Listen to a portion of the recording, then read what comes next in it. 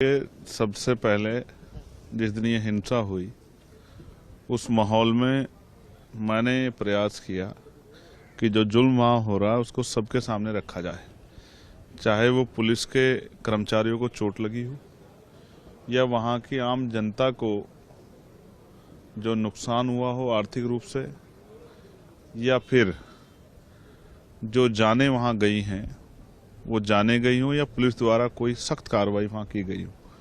और उस पूरी घटना के पीछे इनसाइड स्टोरी क्या है ये भी सबके सामने आना चाहिए। लेकिन पुलिस ने लॉ एंड ऑर्डर का जो है हवाला देते हुए कहा कि लॉ एंड ऑर्डर ठीक नहीं है। अब ये दो तरफा बयान है, वहाँ के डिस्ट्रिक्ट मजिस्ट्रेट कह रहे हैं कि लॉ एंड ऑर्डर ठीक नहीं है और बड़े अधिकारी कह रहे हैं कि लॉ एंड ऑर्डर अब वहाँ ठीक है।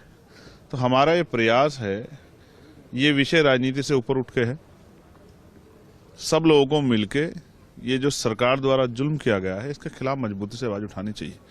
हम अपनी कर्तव्य का निर्वहन कर रहे हैं और जिस तरह से मैंने कल एक इंटरव्यू जो है भारत के एक सीनियर वकील का सुना और उस इंटरव्यू में जिस तरह मैंने पूर्व चीफ जस्टिस के विषय में जो सुना वो सुन के बड़ा तकलीफ हुई कि हम किसको क्या समझते हैं और वो क्या निकलता है। अगर न्यायपालिका में सरकार का हस्तक्षेप हो जाएगा तो फिर विपक्ष को या आम जनता को न्याय मिलना संभव नहीं है। मैं इस समय पीड़ा महसूस कर रहा हूं कि आज आजाद भारत किस ओर जा रहा है। इसमें धार्मिक अल्पसंख्यकों पे, उनमें भी मुसलमानों पे और जैनों पे, सिखों पे जिस तरह का जुल्म हो रहा है, बौद्धों पे जिस तरह का जुल्म हो रहा है वो किसी से छिपा हुआ नहीं है। और वहीं दूसरी तरफ महिलाओं पे जिस तरह की हिंसा हो रही है, महिलाओं में भी दलित, पिछड़े, आदिवासी समाज की महिलाओं पे जो हिंसा हो रही है वो भी किसी से छिपा हुआ नहीं है। और ये सब सरकार की जानकारी में हो रहा है और सरकार इस पे कोई अच्छा ठोस कदम नहीं उठा पा रही। ये सरकार का फेलियर है, सरकार को इस ओर ध्यान देना चाहिए। लेकिन सवाल ये है कि जब परिस्थिति वहाँ पर खराब है, पुलिस इसी लिए कह रही है कि वहाँ मत जाइए, तो ऐसे में जाना क्या जरूरी है? परिस्थिति खराब किसने की? सरकार के लोगों ने, एडमिनिस्ट्रेशन, पुलिस ने या विपक्ष के लोगों ने? मेरा ये कहना है हम तो अपनी जिम्मेदारी को अदा कर रहे हैं।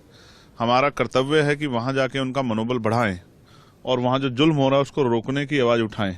लेकिन अगर लॉ एंड ऑर्डर की सिचुएशन अभी बनी हुई है तो हम लोग तो शालीनता से इंतजार कर रहे हैं कब परमिशन मिलेगी। हम कोई ज्यादा जोरमारी थोड़ी कर, अगर जाने की बात है तो हम लोग दौड़ के भी जा सकते हैं, छिप के भी जा सकते हैं, लेकिन हम जिम्मेदार लोग हैं, लापरवाह लोग नहीं। तो इसलिए इंतजार कर रहे हैं कि सही अवसर आए और जाके हम लोग वहां का, अब कल न्यायिक आयोग गया है, देखिए बहुत सारी चीजें निकल के आएंगी, आपको और हमें सबको पता लगेगा, देश को पता लगेगा।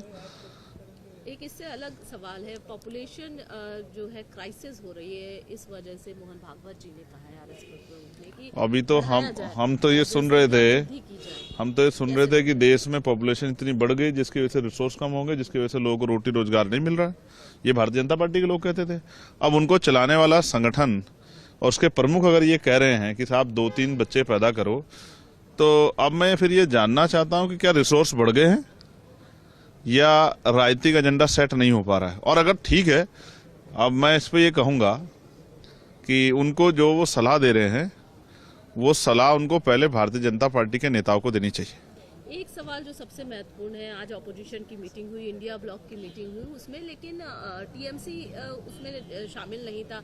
सबके अलग अलग मत है। उनका ये कहना है कि स्टेट के मुद्दे को उठाया जाए। आज ऑपोजिशन की मीटिंग हुई, इसमें इंडिया ब्लॉक की, उसमें अडानी से समस्त मणिपुर समाज। अब सवाल ये है क्या इस ब्लॉक की मीटिंग से देश की समस्या हल हो गई है या इस ब्लॉक की मीटिंग से बेरोजगारों को रोजगार मिल गया है?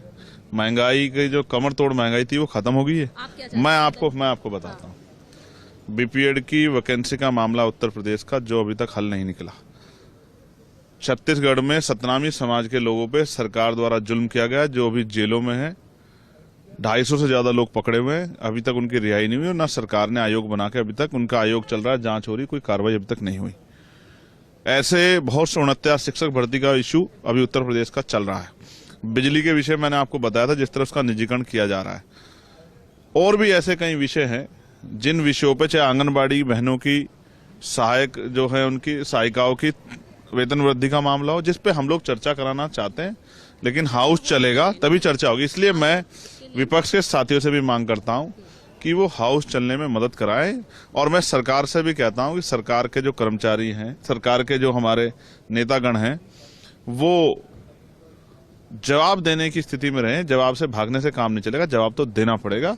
और मैं माननीय जो हमारे लोकसभा अध्यक्ष हैं उनसे आग्रह करता हूं कि वो रास्ता निकालें कि सरकार जवाब भी दे और जनता के हितों पे सवाल भी खड़े हो और जनता के हितों पे जवाब भी। आपको पता है, यहीं गाजियाबाद में वकीलों पे लाठीचार्ज हुआ था जज साहब के आदेश पे। सब लोग त्राहिमाम है और सब लोग उम्मीद कर रहे हैं पार्लियामेंट चलेगा और उनके विषयों पे चर्चा होगी, लेकिन वो इसलिए नहीं हो पा रही, हाउस नहीं चल रहा। इसलिए मैं लोकसभा अध्यक्ष से मांग करता हूं और विपक्ष के साथियों की हाउस चलवाएं और सरकार जवाब दे और जनता के हितों पर चर्चा हो। इसके लिए आज हम लोग फिर से दोबारा सदन के गेट पर खड़े हैं।